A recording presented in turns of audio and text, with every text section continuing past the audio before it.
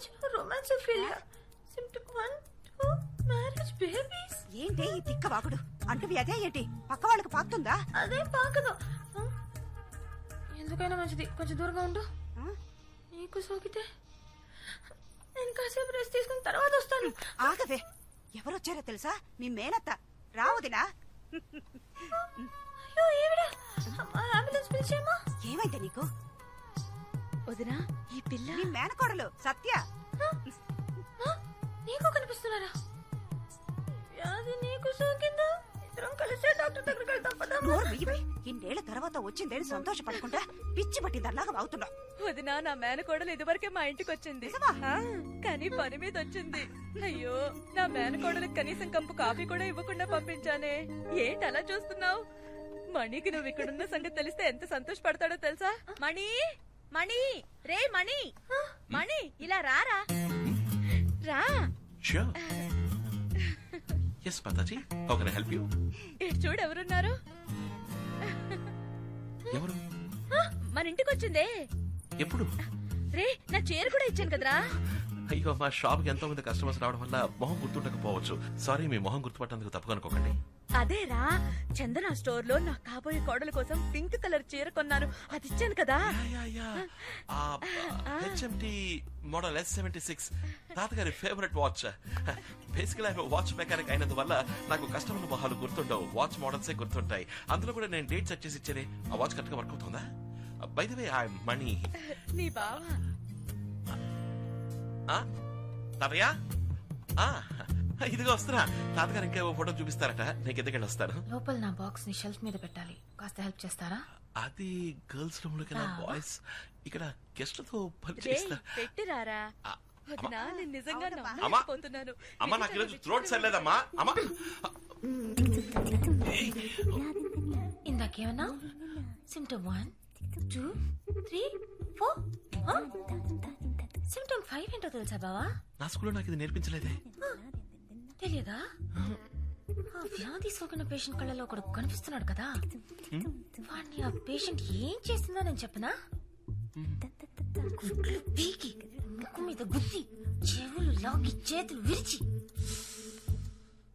I think నీకు imaginophilia పోయిందనుకుంటా. Yeah, we both are in the రొమాన్సోఫిలియా.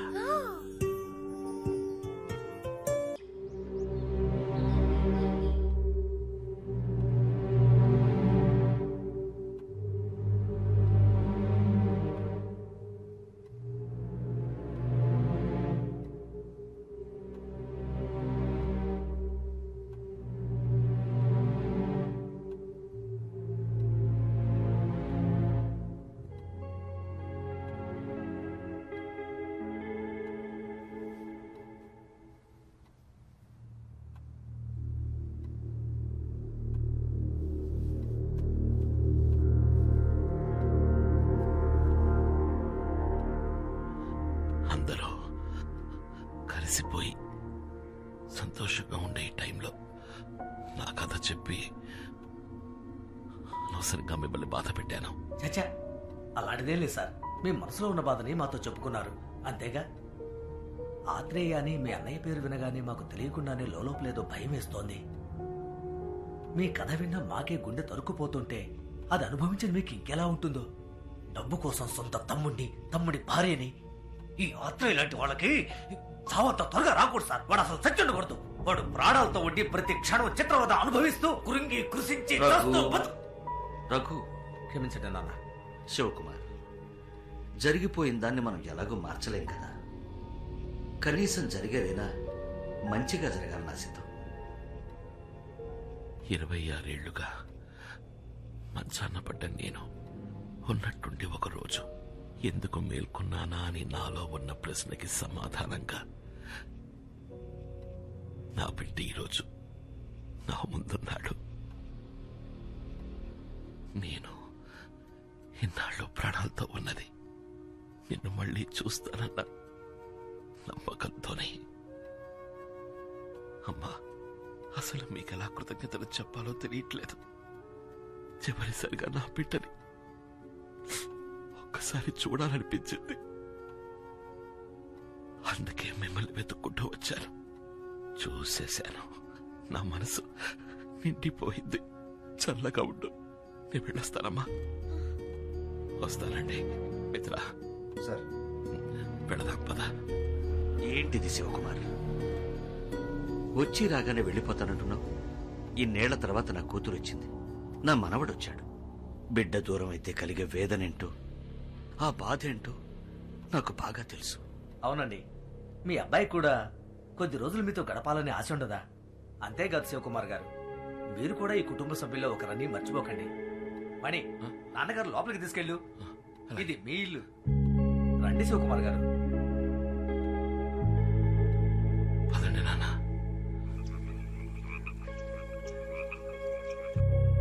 ఇబ్బంది పెడుతున్నందుకు క్షమించాలి.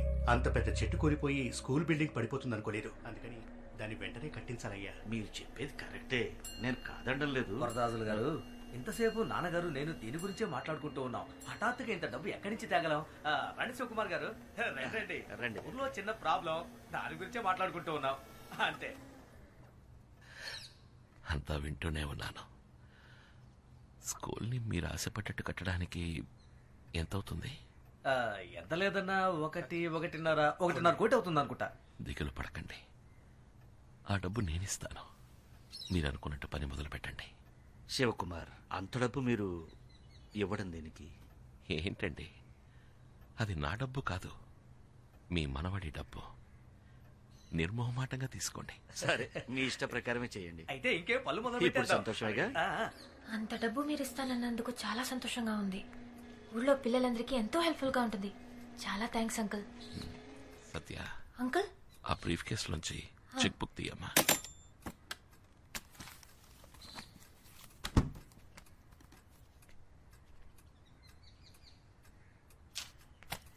తాతయ్యకి చూస్తాను.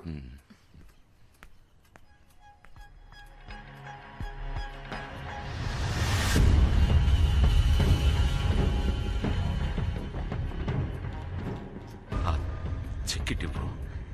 డేట్ తప్పుగా రాశాననుకుంటా. చెక్ ఇవ్వు. అమౌంట్ చెక్ చెయ్యాలి.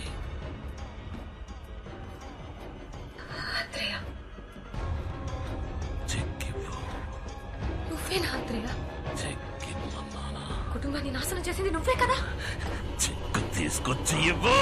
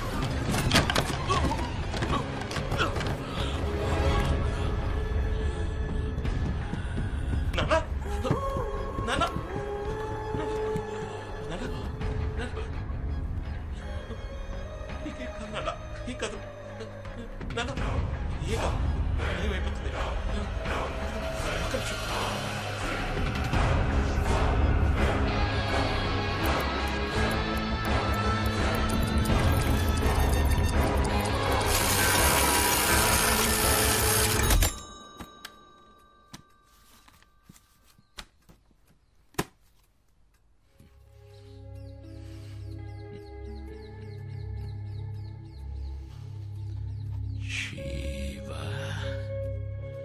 కుమార్. స్కూల్ కి మీ నాన్నగారు ఇచ్చారు. ఏంటి బాబు? ఏం లేదు, మీరు కిందకెళ్ళాలనుకుంటే చెప్పండి, తీసుకెళ్తాను.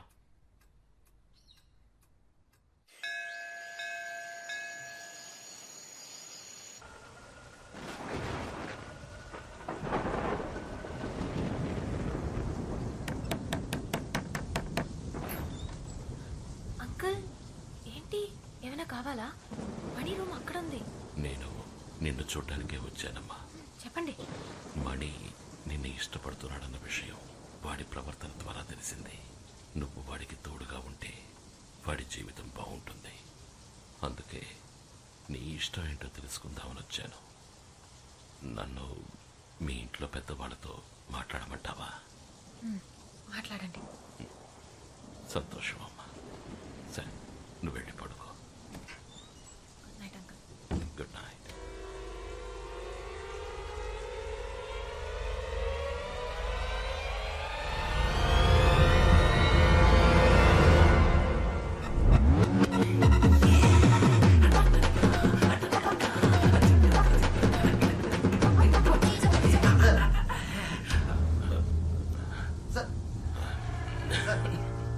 ఏంటి సార్ ఈ టైంలో మీరు ఒంటరిగా వచ్చారు? నన్ను పిలవచ్చు కదా. రండి సార్, రూమ్కి వెళ్దాం. అద్భుతంగా నటిస్తున్నారు కదా సార్. ఈ ఇంట్లో ఎవ్వరికీ అనుమానం వచ్చే ఛాన్సే లేదు. అందరినీ నమ్మించారు. అంతెందుకు, మిగతా వాళ్ళ నేను నమ్మేశాను. బాధపడుతున్నట్టు నటించవచ్చు, కానీ మనసులో అంత బాధ పెట్టుకొని సంతోషంగా ఉంటున్నట్టు ఎలా నటించగలుగుతున్నారు సార్? ఇంకా కొద్ది రోజులు మాత్రమే. మీరు ప్రాణాలతో ఉంటారన్న సంగతి అంత తేలిగ్గా ఎలా తీసుకోగలుగుతున్నారు సార్? ఇది మీ కొడుక్కి తెలియాలి సార్. తను మీ బిడ్డ, పైగా బాగా తెలివైన వాచ్ మెకానిక్. మీరు ఒక్క మాట చెప్తే చాలు, మీకోసం చేస్తాడు. చూడలేకపోయినా అమ్మని చూడాలని తపనతో చేస్తాడు. ఎలాగైనా సరే ఆ వాచ్ 26 సంవత్సరాలు వెనక్కి వెళ్ళేలా చేస్తాడు. మీ పరిస్థితిని మీరు చెప్పనంటున్నారు, నన్ను చెప్పనివ్వట్లేదు. పైగా రేపే ఇక్కడి నుంచి వెళ్ళిపోవాలని చెప్తున్నారు. సారీ సార్, ఇన్నేళ్ళుగా మీతో ఉండి మీకు ఏ సాయం చేయలేకపోతున్నా అన్న ఆవేదనతో ఇలా మాట్లాడుతున్నాను. తప్పైతే క్షమించండి. గుడ్ నైట్ మిత్ర. సరే సార్.